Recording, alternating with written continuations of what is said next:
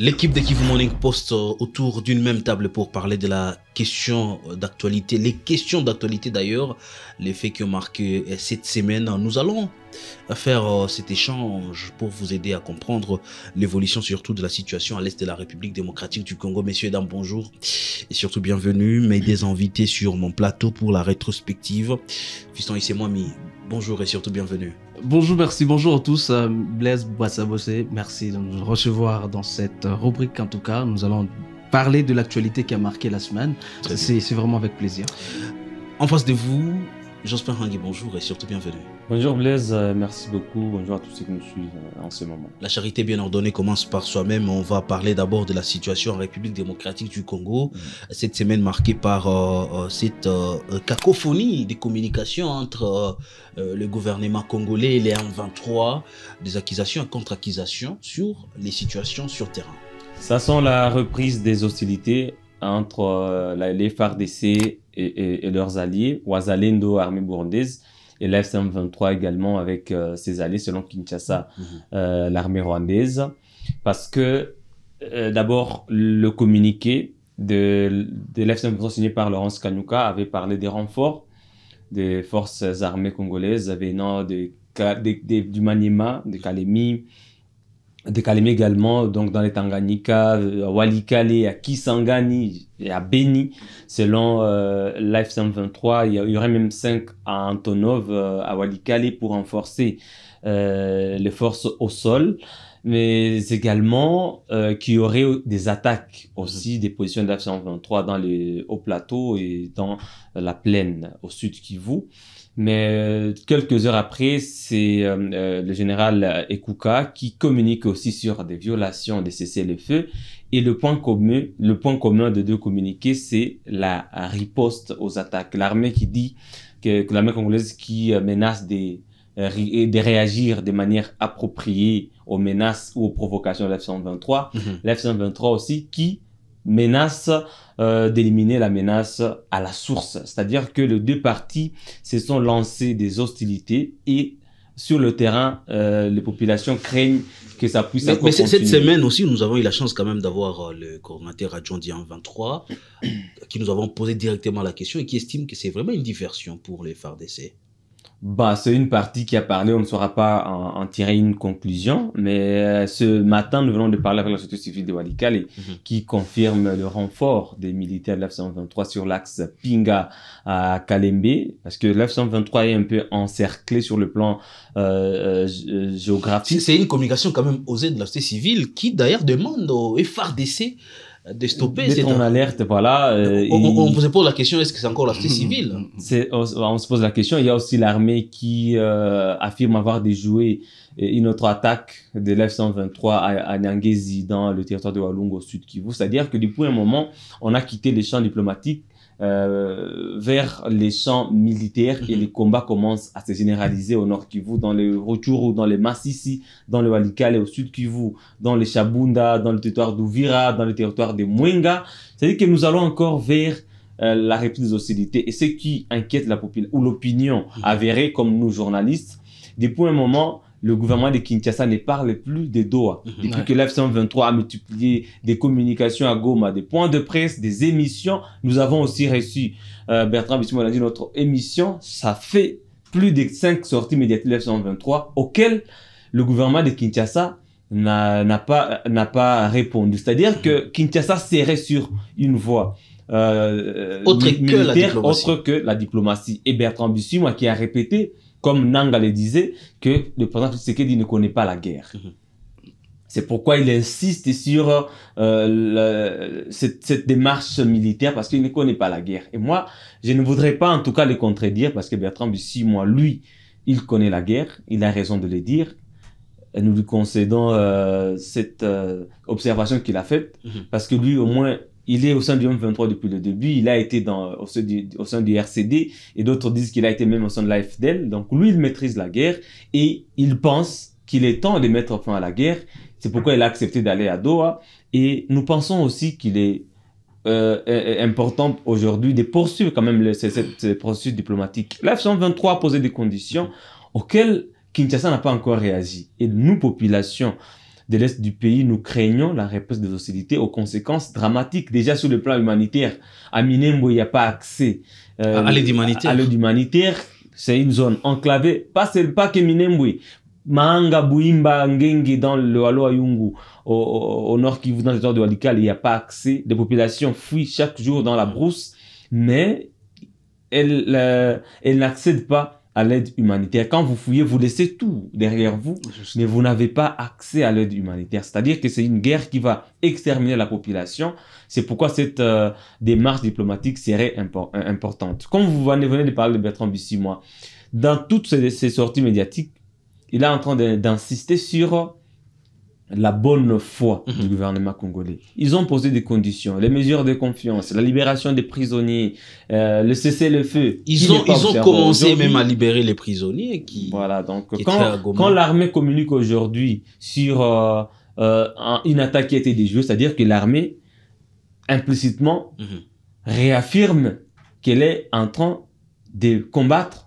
Et la FC23 aussi, quand la FC23 aussi parle des attaques de ces positions auxquelles elle riposte, elle réaffirme également la posture militaire. Donc aujourd'hui, nous pouvons dire clairement que nous sommes dans une situation de reprise des hostilités. Il n'y a pas de cessez-le-feu dans l'est de la RDC. Fiston Issemouami, les États-Unis ont frappé fort, sanctionnant même un mouvement parti au conflit à l'est de la République démocratique du Congo, les mouvements Pareco, pour exploitation des minéraux à Rubaya.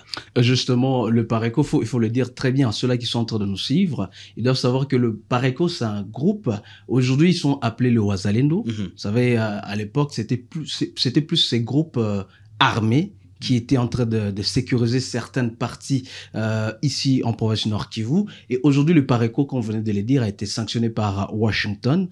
L'administration Trump a finalement donné des sanctions sévères vis-à-vis du Pareco, tout simplement parce que le Pareco est accusé de créer l'instabilité dans des zones minières et que je vais revenir exactement sur ce qui a été dit. Sa contribution à l'instabilité et aux violations des droits humains et à pouvoir superviser des opérations minières illégales et aussi imposer des taxes illégales, mais également Washington pense que le Pareco FF est en train bien sûr de procéder aux travaux forcés dans le carré minier, mais malheureusement nous avons joué récemment le porte-parole bien sûr, oui. Innocent Kibindi qui en tout cas, a rejeté à bloc toutes ces accusations, Blaise, et ça donne une brèche maintenant à plusieurs questionnements. Il a fait quand même référence à ces attaques qu'ils ont subies dans les Massissi. Oui, justement. Surtout, du côté Louké en descendant. Aujourd'hui, Louké qui est passé sous contrôle de la 123, mais malheureusement, ces accusations ont été formulées bien sûr, mais ça ne cadre pas avec ce que pense Washington du Pareco FF. FF, c'est force d'effort pour ceux-là qui ne le savent pas.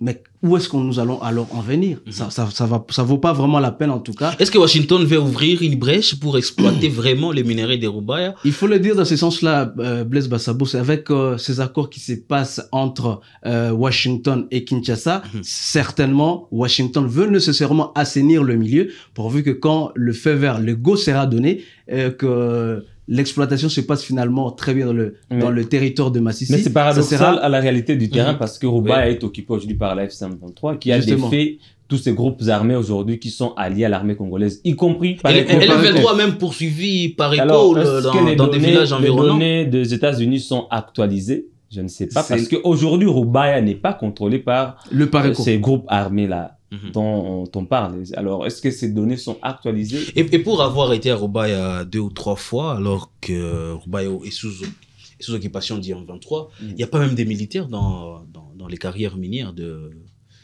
Rubaya, mais Washington parle et accusé par ECO, c'est accusé aussi les FRDC, parce que tous ces groupes armés, à part l'AF-123 aujourd'hui, font partie de cette coalition gouvernementale et on les appelle Wazalendo. Alliés au FRDC. Alliés au FRDC, bien sûr. Donc les FRDC sont aussi accusés dans ce rapport-là. Alors il y a un problème, je veux vous laisser parler. Il y a un problème qui est lié justement aux données sur terrain, parce que déjà sur le terrain, le Pareco n'est pas dans la zone de Rubaya. Donc, il faudrait peut-être que Washington revienne sur certaines informations qui cadrent avec le terrain. Il ne faudrait pas que Washington se base uniquement sur certaines informations qui ne sont pas vérifiées sur le terrain. Ou qui ne sont pas actualisées. Qui ne sont pas aussi actualisées peut-être. C'est très important. Alors, nous parlons toujours de la sous-région, alors qu'on parle du M23, de FARDC, du gouvernement congolais. Il y a une autre menace, le commandant de UPDF, Mourouzi, qui est revenu d'abord sur les accords de Doha. Aller à Doha sans impliquer le pays de la sous-région, c'est une erreur.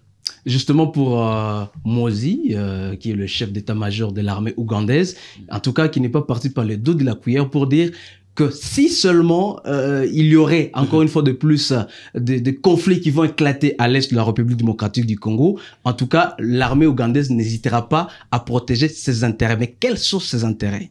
Ça, les intérêts de l'Ouganda, ce sont des intérêts géopolitiques. Voilà. Parce que quand l'F-123 avançait vers Lubero, à un moment donné, l'armée ougandaise s'est déployée dans le Lubero. C'est-à-dire que c'est sa zone de contrôle, sa zone d'influence. Donc pour l'Ouganda, il ne faudrait pas que, à partir de, c'était après Kitombiro, à partir de cette zone-là, il faudrait que l'armée ougandaise garde son influence sur le sol congolais jusqu'en Ituri. C'est-à-dire que cette menace, explicitement, signifie que si le conflit atteignait cette zone-là, l'armée ougandaise ne va pas tarder à réagir. Est-ce qu'il fallait... C'est-à-dire que notre pays n'est pas souverain jusque-là. Est-ce qu'il y a des forces étrangères qui revendiquent des territoires sur notre sol? Est-ce qu'il fallait inviter l'Ouganda à Doha? Voilà maintenant la question qu'on doit se poser. Pourquoi? Parce que est-ce que l'Ouganda, la présence de l'Ouganda pouvait apporter en plus de la recherche de la paix ici à l'est de la République démocratique du Congo? Nous l'avons vu plusieurs fois. Il y a des pourparlers qui ont été menés, des travaux de paix qui ont été menés de l'autre côté, qui ont impliqué également l'Ouganda. On a vu l'Ouganda qui était à l'époque dans le cadre de l'EAC ici en province du Nord Kivu, mais qu'a été l'apport de l'Ouganda? Le résultat, ce n'était pas positif. Est-ce qu'il fallait inviter l'Ouganda à Doha? Mais l'Ouganda viendra jouer quel rôle à Doha? S'il faut inviter l'Ouganda, alors il faut inviter tous les 9 pays limitrophes de la RDC. Parce que tous les 9 pays représentent une menace de la souveraineté de la RDC, alors que ce n'est pas le cas. Le Rwanda a été accusé, il y a même des rapports des Nations Unies qui ont attesté son soutien à l'F-123, et même le ministre des Affaires étrangères du Rwanda a bien dit que le Rwanda ne va pas va maintenir sa mesure de défense sur le sol congolais, c'est-à-dire qu'il y a des militaires rwandais qui sont sur le sol congolais. Même le ministre l'avait reconnu. Mais l'Ouganda, bien sûr, a aussi des militaires sur le sol congolais, mais dans le cadre d'une opération conjointe avec l'armée congolaise. C'est-à-dire que l'armée congolaise, l'armée ougandaise peuvent même combattre des groupes armés comme la Codeco dans l'Ituri. Mais il y a un paradoxe, Jospin, il y a un paradoxe dans ces dossiers. Vous avez vu, on est en train de parler tout à l'heure du général Mozi, qui, dans sa toute dernière sortie médiatique, a bien sûr indexé que, non seulement menacé le gouverneur de l'Ituri, mais je reviens sur ce qu'il a dit par rapport à ce qu'il a dit entre guillemets, le Rwandais sont nos frères, ok? Et il a dit comme ça expressement. Et aujourd'hui, le gouvernement de la République est en train d'accuser le Rwanda d'être derrière l'A123. C'est-à-dire que l'Ouganda et aujourd'hui, l'Ouganda, vous comprenez ce paradoxe? Et l'Ouganda, le général, le chef d'état-major, s'il vous plaît, de l'armée ougandaise, qui dit que ceux-là qui sont accusés aujourd'hui par le gouvernement de la RDC, ok, d'être derrière l'A123, qui sont directement le frère et le frère de l'Ouganda, le frère des Ougandais. Je vais rappeler un élément. La guerre entre le M23 ou le FARDC, permettez-moi le mot, même avec le Rwanda, c'est un problème politique. Est-ce qu'on est d'accord? Non, c'est pas seulement un problème politique. Avant de répondre à votre question, je vais d'abord rappeler que c'est depuis 2021 que l'armée ougandaise opère sur le sol congolais dans une opération conjointe pour uniquement d'abord, au début, c'était pour traquer l'ADF. Maintenant, la question qu'on se pose depuis 4 ans, est-ce que l'armée ougandaise a été incapable de neutraliser cette menace-là? Pourquoi cette armée continue de défendre le sol congolais? Pourquoi Kinshasa continue d'inviter cette armée sur notre sol? C'est-à-dire que cette armée a d'autres intérêts. Les minéraux aussi dans les territoires d'Irumu, dans le Djougou, il y a beaucoup de minéraux là-bas, à Komanda. C'est-à-dire que cette force protège ses intérêts, comme dit dans les tweets, et ses intérêts ne seraient pas seulement spatial, ça serait aussi des intérêts de sous-sol. Qu'est-ce qu'on reste de la diplomatie? Pourquoi je pose cette question? Aujourd'hui, nous avons un accord entre la République démocratique, un accord de paix entre la République démocratique du Congo et le Rwanda. Nous avons un accord de paix pour pacifier la zone entre la RDC et l'UPDF et l'Ouganda. Qu'est-ce qui reste? Parce que dans les faits, il y a une contradiction. Qu'est-ce qui reste de la diplomatie? Bah moi, je vais commencer par donner mon point de vue. J'ai suivi plusieurs fois Bertrand Bissy, moi, j'ai suivi le docteur Freddy Kani, qui ou encore Corneille Nangaa parler des causes profondes. Exploitant ces champs-là, je me dis que ce conflit n'est pas seulement politique. Parce que parmi les causes profondes, il y a une crise identitaire. Voilà. Et quand on célébrait encore le génocide de Gatumba, j'ai suivi Corneille Nangaa qui parlait d'un peuple Tutsi qui est discriminé sur le sol congolais, à qui même on refuse la nationalité congolaise. Et quand on vous refuse la nationalité, qu'est-ce qui vous reste?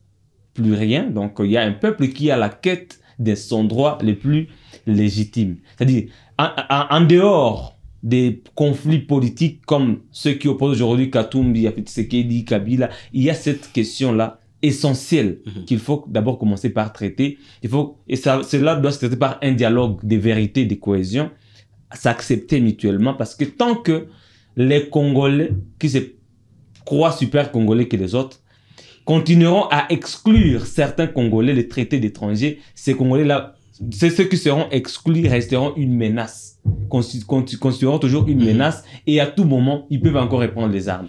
Alors, nous allons Donc faire ça, c'est l'une des causes profondes de ce conflit. Nous allons faire ceci. C'est l'une des causes, heureusement. Il y a plusieurs causes en tout cas. Il y a plusieurs sujets au courant de cette semaine.